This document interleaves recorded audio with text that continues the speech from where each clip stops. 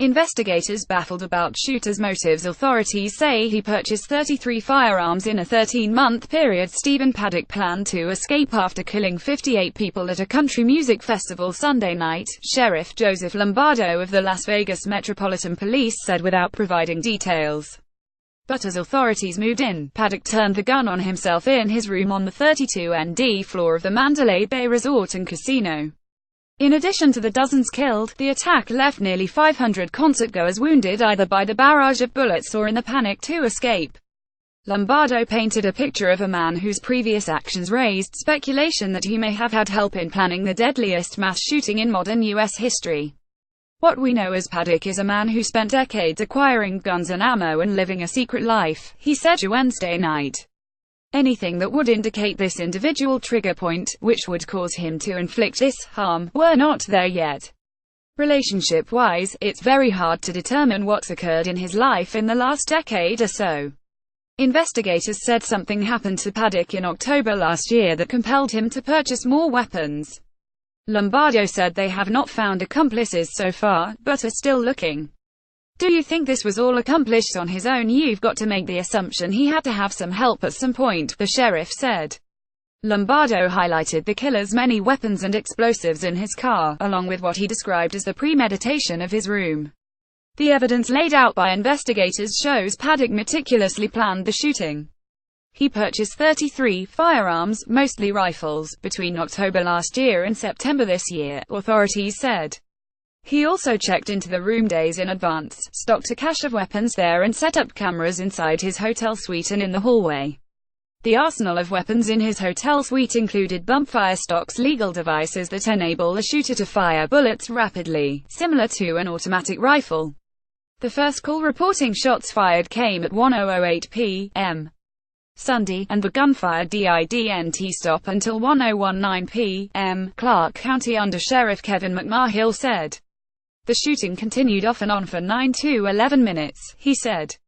Before targeting the Route 91 Harvest Music Festival, Paddock rented a room at a condominium complex overlooking the Life is Beautiful Music Festival, another downtown event that occurred between September 22 to September 25. Was he doing pre-surveillance? We don't know yet. This is all conjecture at this point, Lombardo said. Days after the attack, investigators remain baffled about Paddock's motives even after talking to his girlfriend. In a statement through an attorney, Marilu Danley said she didn't know he planned to carry out a mass shooting. She said he bought her a ticket to the Philippines about 2 weeks ago, then wired her money so she could buy herself a house there. At the time, she was worried he was trying to break up with her. Paddock wired $100,000 to the Philippines, a law enforcement source said, but officials haven't determined when the money transfer took place or who was the recipient. The FBI is working with Philippine authorities to get more details. It never occurred to me in any way whatsoever that he was planning violence against anyone, Danley said in the statement. Danley lived with Paddock in Mesquite, Nevada, and was out of the country during the shooting. She returned to the United States on Tuesday night from the Philippines and spoke to the FBI and the Las Vegas police, according to her attorney, Matt Lombard. I will cooperate fully with their investigation, she said in the statement. Anything I can do to help ease suffering and help in any way, I will do. Almost 3 days after the deadliest mass shooting in modern American history, investigators appear no closer to answering the question why. Why did the 64-year-old fire with an arsenal of weapons for 9 to 11 minutes? What pushed him to target a crowd of 22,000 in the heart of Las Vegas?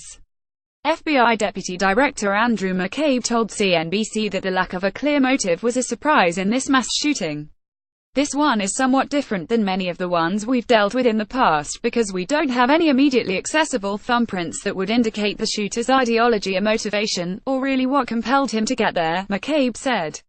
The FBI is going through Paddock's communications, the financial records, for associates and video surveillance to try to piece together the puzzle of his motive. Paddock is twice divorced, liked to gamble, and at one time had jobs at the U.S. Post Office and the IRS. He had no significant criminal history and was previously unknown to police. The killer also had cameras set up inside and outside the suite. Police don't know if the devices were transmitting. The FBI is investigating their use. but the Clark County Sheriff said Paddock might have used them to watch for people approaching his room. One camera looked out the peephole on the suite's door. CNN's Steve Almasi, Holly Yan, Madison Park and Dan Simon contributed to this report.